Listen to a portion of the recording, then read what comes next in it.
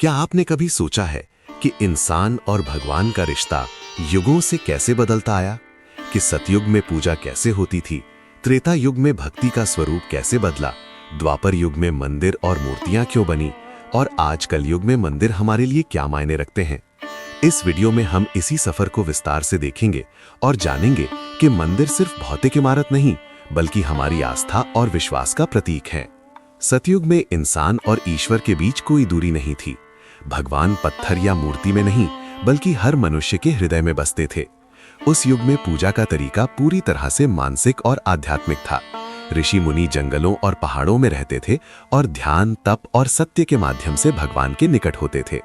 कोई मंदिर नहीं, कोई घंटी नहीं, कोई मूर्ति नहीं, बस मन की शांति और सत्य की खोज। सूरज, चंद्रमा और नदियां ही पूजा के प्रतीक थे। मनुष्य का मन शांत और स्थिर था, इसीलिए उसे बाहरी भौतिक पूजा स्थलों की आवश्यकता नहीं थी। सतयुग में लोग अपने जीवन में धर्म, नैतिकता और भक्ति को अपनाकर ईश्वर के निकट पहुंचते थे।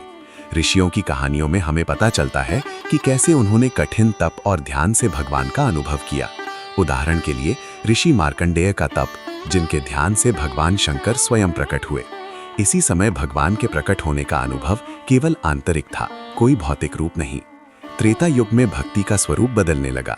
जब भगवान राम का समय आया तो यज्ञ, हवन और आश्रम पूजा शुरू हुई। अब पूजा में सामाजिक संगठन और स्थायी पवित्र स्थान बनने लगे। मंदिर कम ही थे, लेकिन शहरों और महत्वपूर्ण स्थानों में पूजा केंद्र स्थापित हो गए।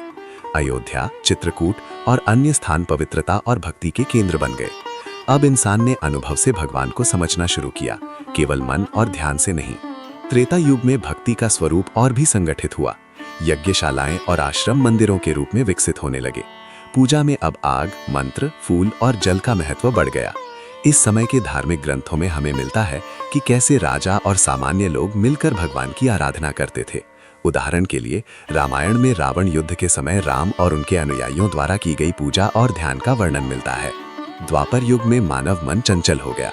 इस युग में इंसान को भगवान के भौतिक रूप में दर्शन और अनुभव करने की आवश्यकता हुई।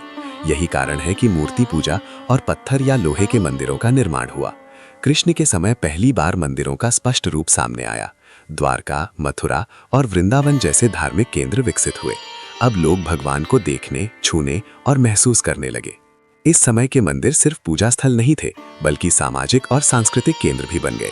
लोग मंदिरों में इकट्ठा होते, भजन करते, कथा सुनते और यज्ञ करते। द्वापर युग में पूजा का स्वरूप दर्शन प्लस मूर्ति प्लस संगीत बन गया। मंदिर अब केवल आध्यात्मिक केंद्र नहीं, बल्कि सामाजिक और सांस्कृतिक केंद्र भी थे। कलयुग में मानव सबसे ज्यादा भटका हुआ है। लालच, संघर्ष और दुख बढ़ गए हैं। इसी कारण पत्थर और ईंट के मंदिरों का निर्माण तेजी से हुआ। आज के प्रसिद्ध मंदिर जैसे सोमनाथ, केदारनाथ, महाकाल और जगन्नाथपुरी इसी युग में अधिक विकसित हुए। कई बार तो ये मंदिर टूटे, कई बार बने। कलयुग के मंदिर अब सिर्फ पूजा स्थल नहीं, बल्कि आस्था, पहचान और शक्ति के केंद्र हैं। मंदिर लोगों को याद दिलाते हैं कि भगवान अब भी हैं। मंदिर में जाकर भक्ति करना, दीप जलाना और भजन करना इंसान को मानसिक और आध्यात्मिक शक्ति प्रदान करता है। 2013 में केदारनाथ आपदा ने भी यही दिखाया कि मंदिर केवल ईंट पत्थर नहीं है, बल्कि लोगों की आस्था का प्रतीक है। सोमनाथ का इतिहास भी यही बताता है। इस मंदिर को बार बार तोड़ा गया, लेकिन बार बार बनाया गया। ये दिखाता है कि भौतिक विनाश आस्था को नहीं हरा सकता। महाकालेश्वर मंदिर की भस्म आरती और जगन्नाथपुरी का रथ यात्रा पर्व, ये सब आज भी हमें उस विश्वास की याद दिलाते हैं जो युगों से इंसान और भगवान के बीच है। मंदिरों के माध्यम से हम ये समझ सकते हैं कि भक्ति सिर्फ मन या शब्द से नहीं होती। ये अनुभव है, विश्वास है और समाज में एकता का प्रतीक है।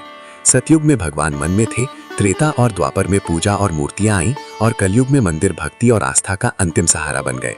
हम समझ सकते हैं कि मंदिर सिर्फ ईश्वर का घर नहीं है, बल्कि हमारी आस्था का प्रतिबिंब है।